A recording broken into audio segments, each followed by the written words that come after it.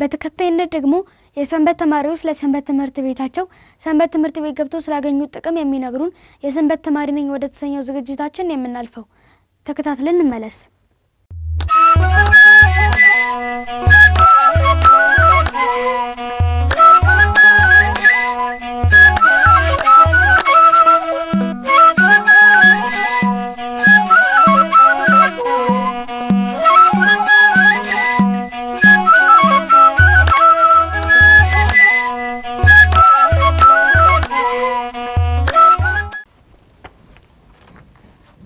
ሰላም ልጆች እንደምን ሰነበታችሁ? እየተከታተላችሁ የምትገኙት በማህበረ ቅዱሳን ቴሌቪዥን የተዘጋጀ ዘውትር በዚህ ሰዓት ወደ እናንተ የሚደርሰው ቅዱስ ቂርቆስ የተሰኘው የኛ የህፃናት መርሃ ግብር ነው። ከዝግጅቶቻችን መካከል በጣም ተመራጭና ተወዳጅ የሆነው እኔ ሰንበት ተማሪ ነኝ የተሰኘው ሰንበት ተማሪዎች ብቻ የሚሳተፉበት ዝግጅት ነው።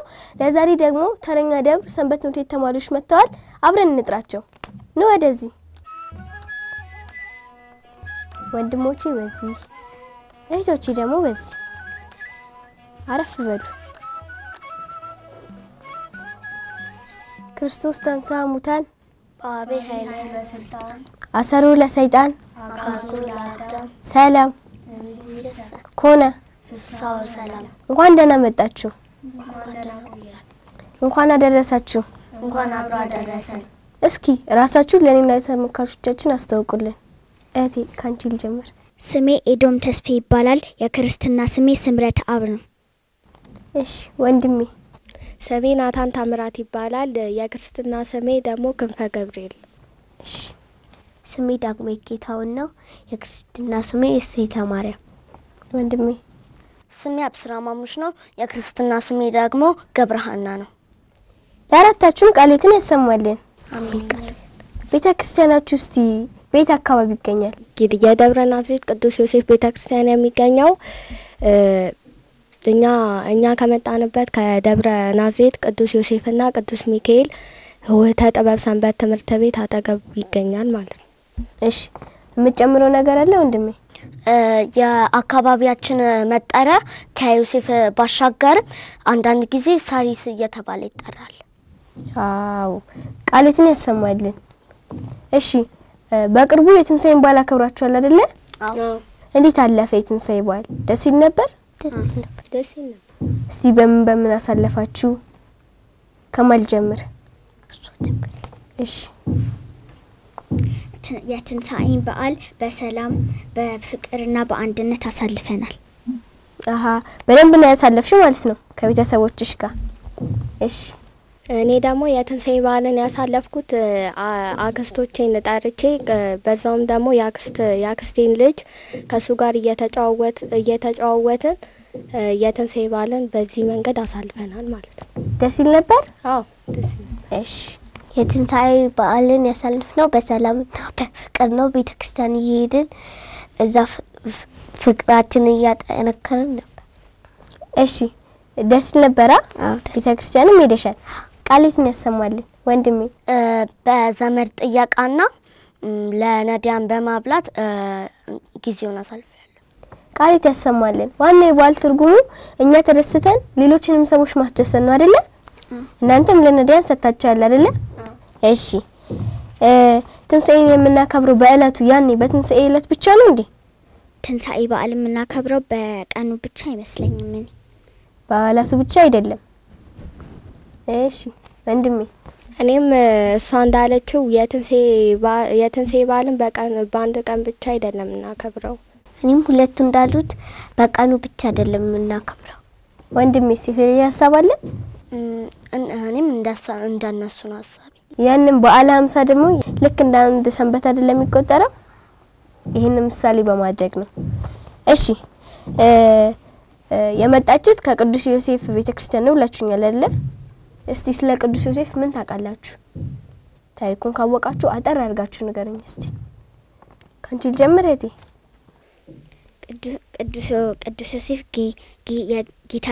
ጌታችን መድኃኒታችን ኢየሱስ ክርስቶስን በእጁ አሳድጎታል። ከመቤታችን ጋር ነው ጌታችን ሲወለድ አንድ ላይ ነበር ማለት ነው? አላውቅም ነበር። እሺ ወንድሜ እኔ ስለ ቅዱስ ዮሴፍ ታሪክ ሳወራ በመጀመሪያ ቅዱስ ዮሴፍ ቤተሰቦቹ ሲያስተዳድር የነበረው በእንጨት ጠራቢነት ወይንም ደግሞ በጥበብ ስራና በንግድ ስራ ነበረ። እናም ከዛም በኋላ ሚስት አግብቶ መኖር ጀመረ እና ቅዱስ ዮሴፍ በ52 አመቱ ሚስቱ አረፈችበት እና ካህኑ ዘካርያስ ደግሞ እዛ ቤተ መቅደስ ውስጥ ሆኖ ጭስ እያጨሰ ነበረና መልአኩ ማለት ነው። አዎ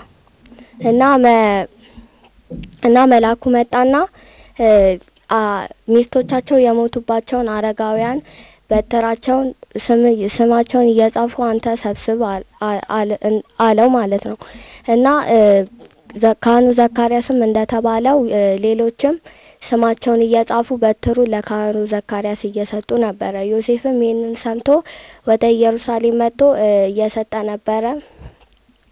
ሰጥቶ ነበር። ከዛም የበትሮቹ ብዛት 1985 ነበረ ማለት ነው እና ካህኑ ዘካርያስ ደግሞ ሁሉንም በትሮች ሰብስቦ ቤተ መቅደስ ውስጥ አስገብቶ እየጸለየ ነበረ።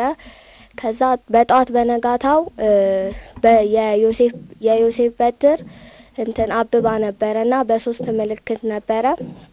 እነሱም በሶስት ምልክት ነበረ እና በትሩ ላይ የሚለው ኦ ዮሴፍ ቀባ ለማርያም ፍርሃትከ የሚባል ነበረ እና ይሄ ትርጉሙ ማርያምን ለመውሰድ አትፍራ ማለት ነው። ማርያምን ለመውሰድ አትፍራ ማለት ነው እና ከዛም በኋላ እመቤታችን ቅድስት ድንግል ማርያምን ለመጠበቅ ብለው ማን እንደሚጠብቅ ስለማይታወቅ እጣ ወጡና እጣው ደግሞ ለዮሴፍ ወጣለት ማለት ነው እና በእጣው መሰረት እመቤታችን እየጠበቀ እመቤታችንም ደግሞ በዮሴፍ ቤትም እየጠበቃት ትኖር ነበረ እና በዛ ላይም ሀርና ወርቅ እያስማማች ስትፈትል ነበረ ማለት ነው።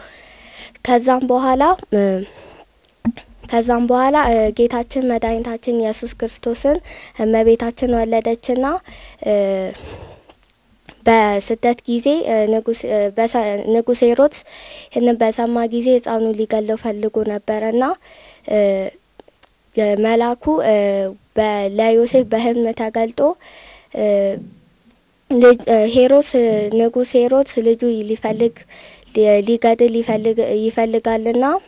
ይፈልጋልና እናትየውንና ልጁንም ይዛ ወደ ግብጽ ሽሽ ብሎታል። ከዛ ቅዱስ ዮሴፍም እንደተባለው ወደ እናትየውና ልጅየውንም ይዞ ወደ ግብጽ ሸሸ ማለት ነው። ከዛ ልክ ንጉሥ ሄሮድስ ከሞተ በኋላ ከስደታቸው ተመለሱ ወደ ሀገራቸው ናዝሬት ተመለሱና እና ጌታችን የቅዱስ ዮሴፍን ታቅፉ ነበረና እያደገ ሲመጣ በእንጨት ጠራቢነቱ እያለው ቀደምና በሌሎችም ስራው እያገዘው ነበረና እያሳደገው ማለት ነው። እያሳደገው በስራውም እያገዘው ነበረ እና ጌታችን መድኃኒታችን ኢየሱስ ክርስቶስ 22 አመቱ ሲሞላው ቅዱስ ዮሴፍ ደግሞ 114 አመት ሲሞላው አረፈ ማለት ነውና ሐምሌ 26 የቅዱስ ዮሴፍ እረፍት በማለት እኛም በቤተክርስቲያን ሆነን እናከብራለን ማለት ነው። ቃልት ያሰማልን። አሜን። ወንድሜ አሁን ከተናገርከው ትንሽ ጥያቄ ላይ መጠየቅ እችላለሁ? ችግር እሺ። እመቤታችን እናታችን ቅድስት ድንግል ማርያም ብዙ አረጋውያን በበትር ለካህኑ ዘካርያስ መልአኩ ተገልጦለታል አይደለ? እመቤታችን በቤተ መቅደስ በስለት ነበር የምትኖረው። ለምን ከቤተ መቅደስ ወጣች?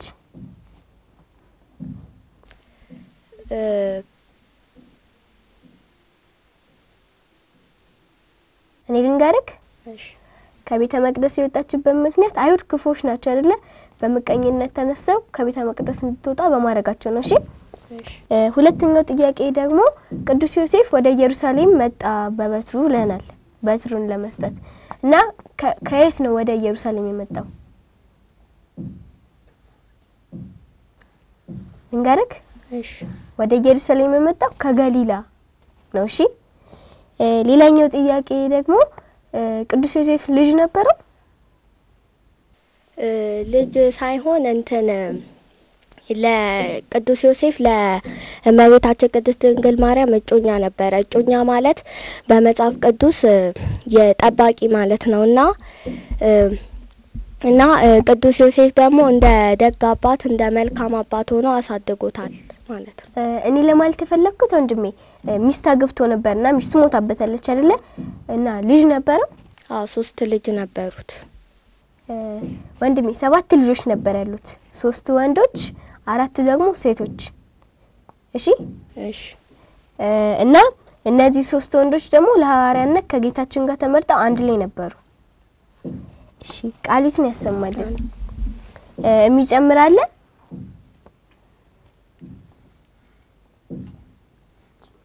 ወደ ቀጣዩ ጥያቄ እንለፍ። አለባችሁ ሁሉንም? ቀጣይ እናንተን ጠይቃችኋለሁ። እሺ እሺ ቅዱስ ዮሴፍ ለምን ከእናታችን ከእመቤታችን ጋር ተሰደደ? ከቅድስት ድንግል ማርያም ጋር ተሰዷል ብለሃል አይደለ? ታሪኩን ስንወራ ለምን ተሰደደ? ለምን ይመስላችኋል? እሺ እኔ ልመልስ። እሺ መልሽ። ጠላቶቻቸው እያባረራቸው ስለሆነ ኢየሱስ ክርስቶስን ስለሚፈልጉት እነሱ በህልሙ ስለታየው እንደዛ ከዛ ተሰደዱ። ግን መሰደዱ ጥሩ ነበር አልነበር? መሰደዱ ስልሽ ከእመቤታችን ከቅድስት ድንግል ማርያም ጋር ተሰዷል አይደለ?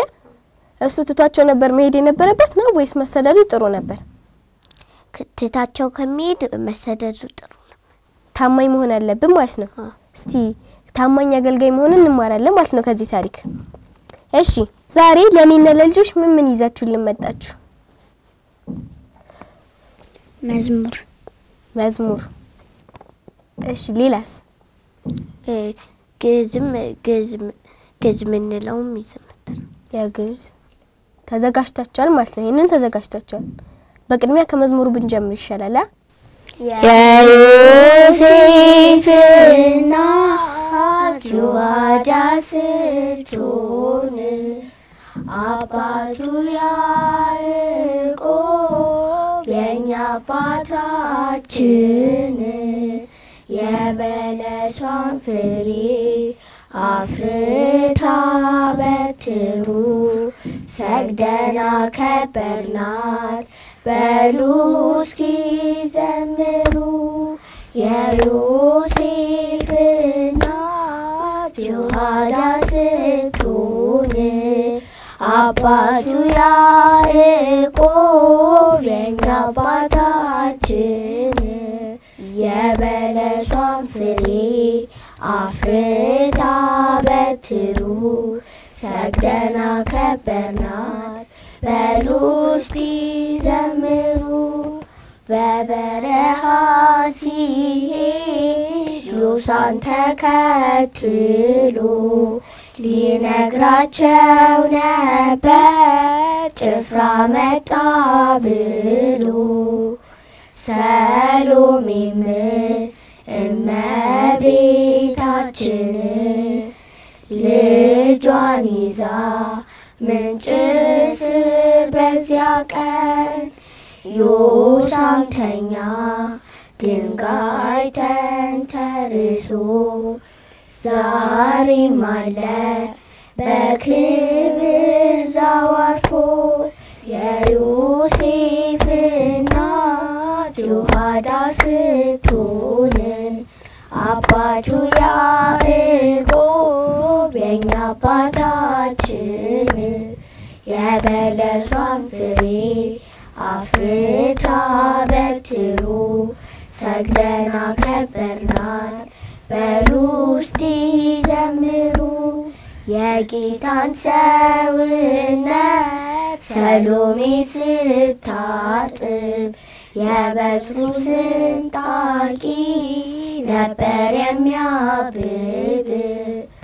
ወንዙና ውሃው ነክቶ ያፈራውን የጸጋ ልጅነት ሜሮን የሚያሰጠን ከበትሩ ዘይት አበው የሰሩልን የዮሴፍ እናት ዮሐዳስ ስትሆን አባቱ ያዕቆብ የኛ አባታችን የበለሷን ፍሬ አፍርታ በትሩ ሰግደን አከበርናት በሉ እስቲ ዘምሩ።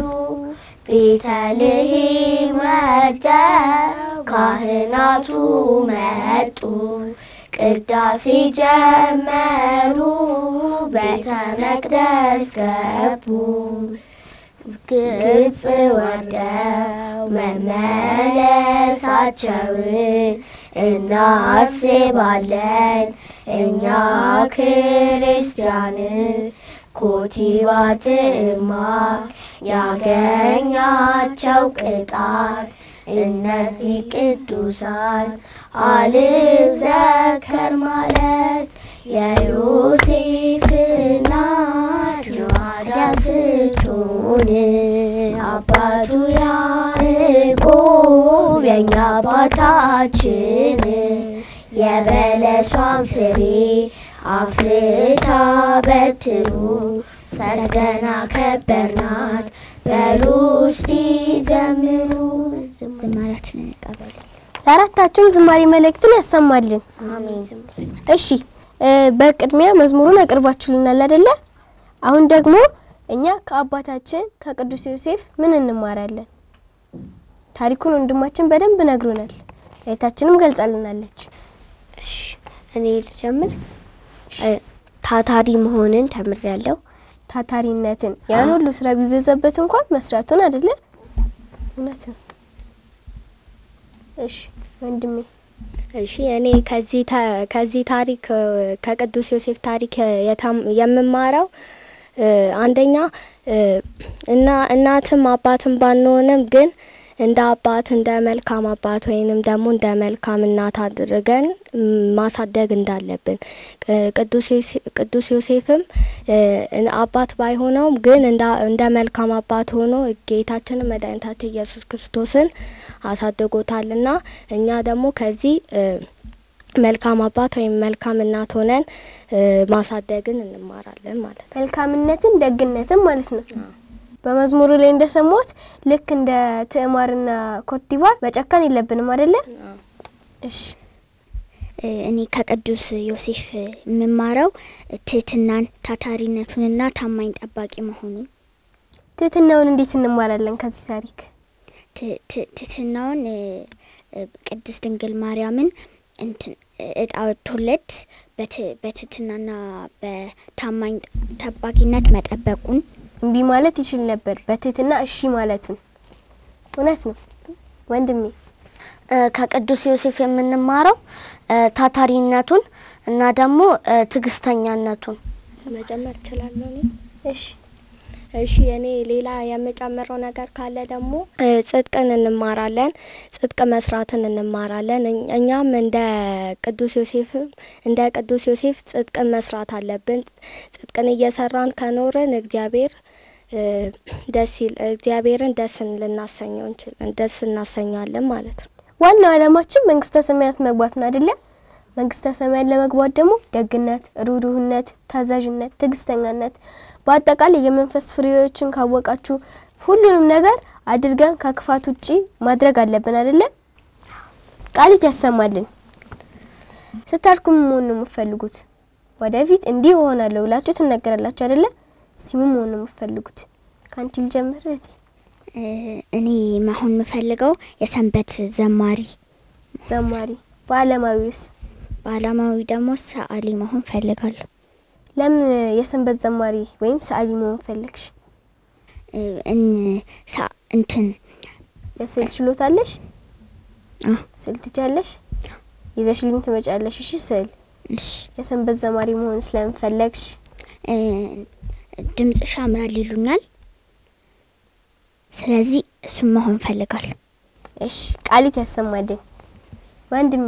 እሺ እኔ በመጀመሪያ እሷ እንዳለችው የቤተ ክርስቲያን ዘማሪ ነው መሆን የምፈልገው።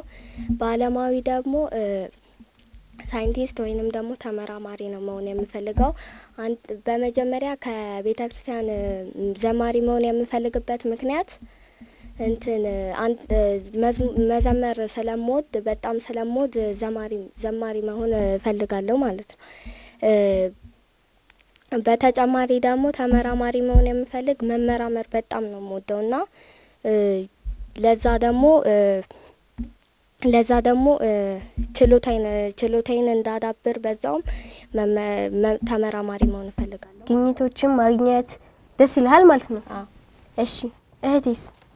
እኔ በሰንበት ትምህርት ቤት ዘማሪ መሆን ነው ፈልገው። ዘማሪ መሆን የምፈልገውበት ምክንያት እግዚአብሔርን ማመስገን ስለምፈልግ ነው። በአለማዊው የምፈልገው አስተማሪ ነው። አስተማሪ መሆን የፈለኩት እኔ ማስተማራቸው ልጆች አድገው ትልቅ ደረጃ ላይ እንዲደርሱ ስለምፈልግ። አንቺ አሁን ትምህርትን ትማራለሽ አይደለ? አስተማሪዎችሽ ትረብሻለሽ። ስለዚህ ሳረብሽ ሌሎችም ወደፊት ሳይረብሹ ይማራሉ ማለት ነው። እሺ ወንድሜ? እኔ በመንፈሳዊ ቄስ መሆን ነው የምፈልገው። በአለማዊ ደግሞ የጠፈር ተመራማሪ። እሺ እናንተ ሁሉ ይሄኛው እቅዳችሁን እግዚአብሔር ያሳካላችሁ። አሜን። እንዳላችሁ ተመራማሪ፣ ሰዓሊ፣ አስተማሪ፣ የጠፈር ተመራማሪ መሆን ትፈልጋላችሁ አይደለ? በዚህ ሀገራችሁ ኢትዮጵያ ከፍ ታደርጓታላችሁ። በመንፈሳዊ ደግሞ ዘማሪ፣ ሁለታችሁ ዘማሪ፣ ቄስ፣ አንቺም ዘማሪ መሆን ትፈልጋላችሁ። በዚህም የኢትዮጵያ ኦርቶዶክስ ተዋሕዶ በአለም ላይ ያለው ኦርቶዶክስ ተዋሕዶ ያላትን ነገሮች በሙሉ ከፍ ለማድረግ ይረዳናል አይደለ? በዚሁ በደንብ ተማሩ። እሺ ከወንዶች ቅዱስ ከሴቶች ደግሞ ቅድስት መሆን የሚፈልግ ወይም የሚመኝ ሰው አለ? እሱን እመኛለሁ። ትመኛለሽ? ለምን ትመኛለሽ? ቅድስት ሆኚ መንግስተ ሰማያትን ለመውረሳ የመጨረሻ ዓላማሽ መንግስተ ሰማያት መግባት ነው። ስለዚህ ዞሮ እኮ ቤተክርስቲያንን በስነ ስርዓት ካገለገልሽ ቅድስት ነሽ ማለት ነው። እሺ ወንድሜ? እኔ ያው ቅዱስ መሆን እፈልጋለሁ። ምክንያቱም አንደኛ እግዚአብሔር የሚለውን ነገር ማድረግ እፈልጋለሁ። እግዚአብሔር እኔ ቅዱስ ነኝና እናንተም ቅዱሳን ሁኑ ስላለ እኔም ቅዱስ መሆን እፈልጋለሁ ማለት ነው። ቃልት ያሰማልን እህቴ? እኔም መሆን እፈልጋለሁ። መሆን የምፈልግበት ምክንያት መንግስተ ሰማያትን ለመውረስ። ወንድሜ? እኔም ቅዱስ መሆን እፈልጋለሁ። ግን ስልክ ላይ ስሰማ ብዙ ጊዜ ቅዱሳንን መመኘት ወደ ኃጢአት ያስገባል ሲሉ ሰምቻለሁ። ግን እኔ ቅዱስ መሆን እፈልጋለሁ። ቃልት ያሰማልን። በስልክ ላይ ቅዱሳንን መመኘት ኃጢአት ያስገባል ለማለት የፈለጉት እኮ እኔ ቅዱሳን ነኝ ብሎ መመካት ነው። እሺ ቅዱሳን ነኝ ብሎ መመካት ኃጢአት ነው፣ እውነት ነው። ግን ደግሞ ራስህ በተግባር ቅዱስ ሆነህ ካሳየህ ቅዱስ ነህ፣ መንግስተ ሰማያትን መውረስ ትችላለህ። አራታችሁም ቅዱስ መሆን ትፈልጋላችሁ አይደለ? ቅድስት፣ ቅዱስ ልክ እንደማን? እኔም እንደመቤታችን እንደ ቅድስት ድንግል ማርያም። ልክ እንደመቤታችን እንደ ቅድስት ድንግል ማርያም። እሺ እኔ ደግሞ እንደ አረጋዊ ቅዱስ ዮሴፍ ማለት እንደ አረጋዊ ቅዱስ ዮሴፍ መልካም ለመሆን ማለት ነው። እህቴ? እንደመቤታችን ቅድስት ማርያም። እንደመቤታችን እናታችን ቅድስት ድንግል ማርያም።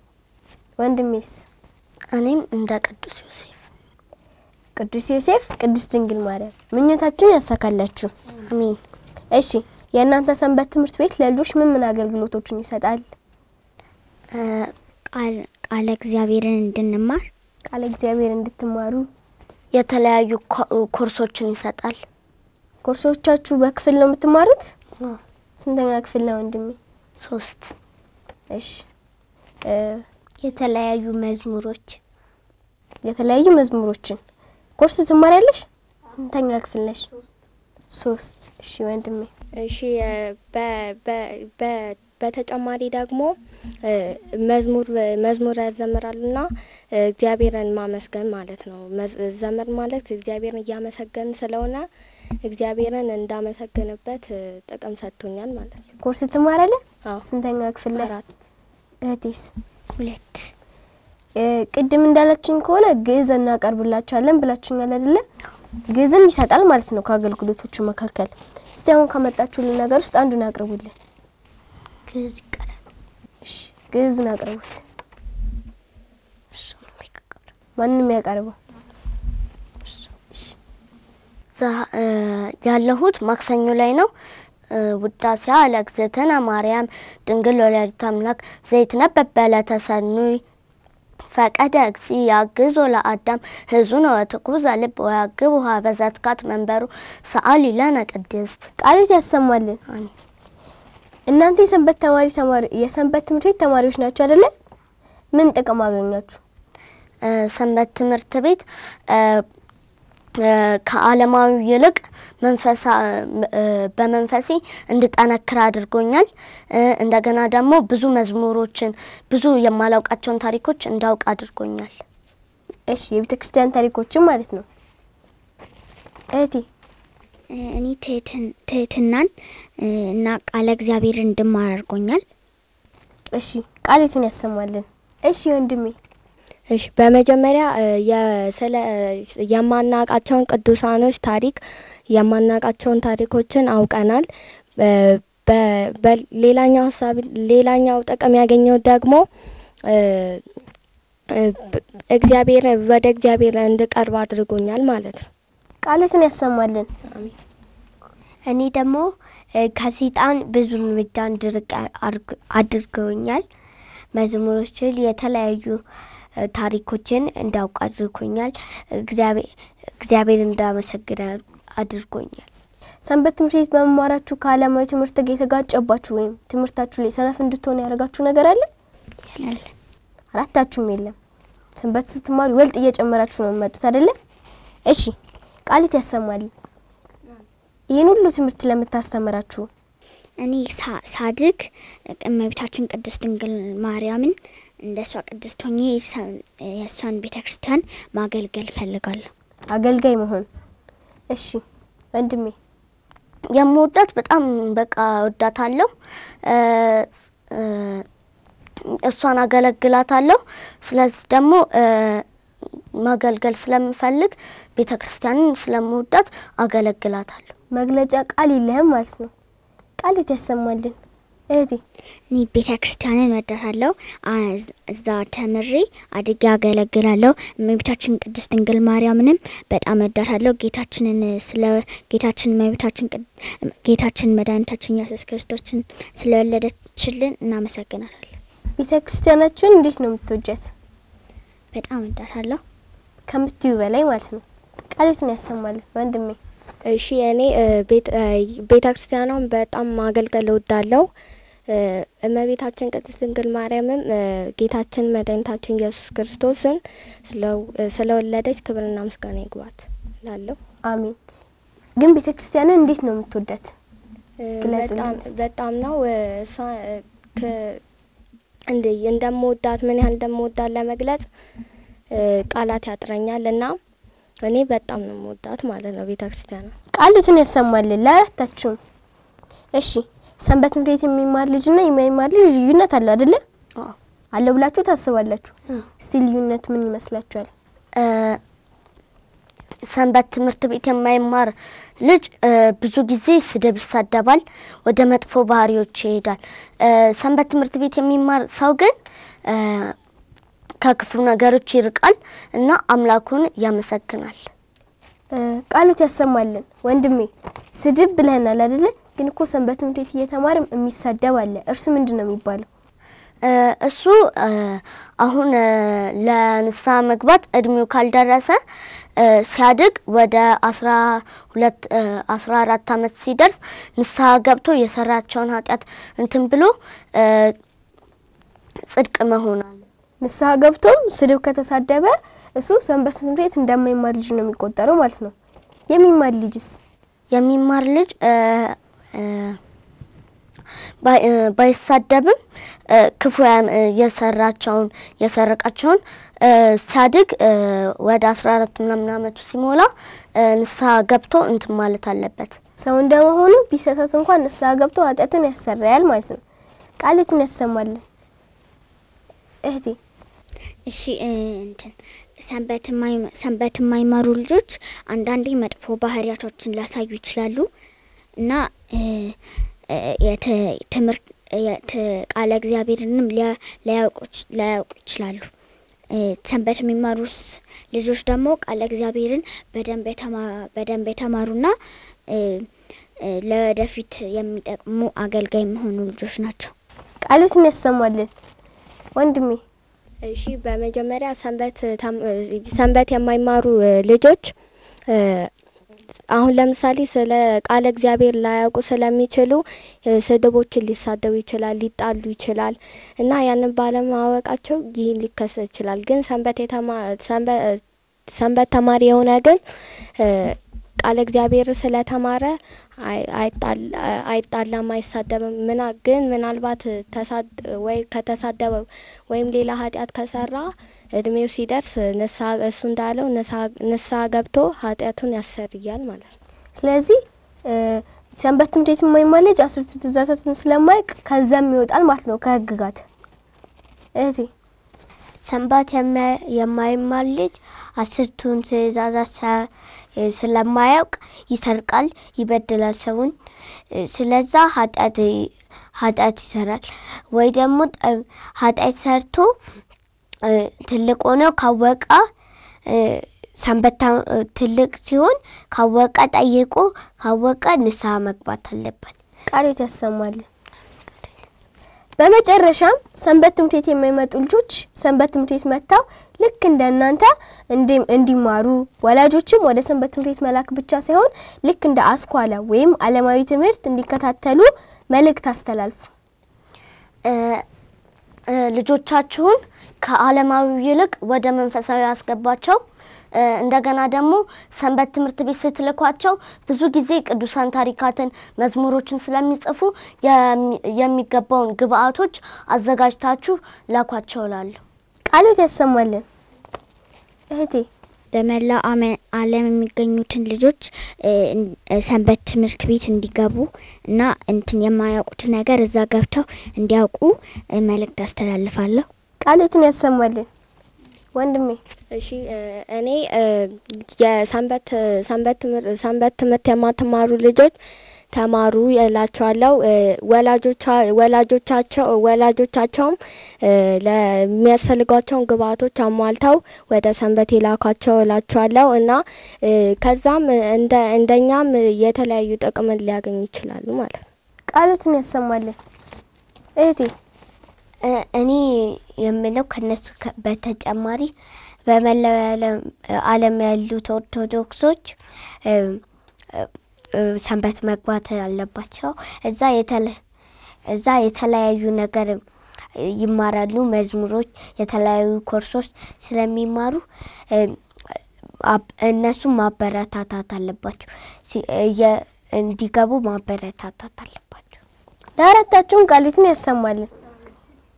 እሺ በመላ ለምትከታተሉን ወደ እግዚአብሔር ልጆች ለዛሬ ከሆታ ጥበብ ሰንበት ትምህርት ቤት ተማሪዎች ጋር የነበረን ጥሩ ቆይታ ይሄንን ይመስል ነበር። እኔ ከዚህ ሰናበታችኋለሁ። ቀሪ የቅዱስ ቂርቆስ መርሃ ግብራት ግን ይቀጥላሉ። እኔ የሰንበት ተማሪ ነኝ። እናንተስ? እኛ የሆታ ጥበብ ሰንበት ትምህርት ቤት ተማሪ ነን። እናንተስ?